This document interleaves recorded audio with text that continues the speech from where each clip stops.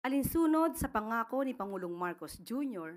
na hindi isusuko ang kahit na maliit na bahagi ng ating bansa, pinangunahan ng Philippine Navy, Coast Guard at PNP Maritime Group ang pagtataas ng watawat ng Pilipinas bilang pagpapakita ng ating soberenya sa mga key na bahagi ng Kalayaan, Palawan at nasa loob ng 12 nautical miles ng Pag-asa Island.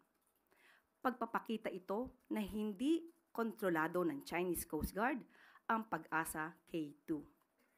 Muling iginigiit ng sandatahang lakas ng Pilipinas at mga katuwang na ahensya ang kanilang paninindigan na ipaglaban ang karapatan ng bansa, protektahan ang karagatang sakop ng Pilipinas, at ipaglaban ang karapatan ng bansa na naaayon sa international law.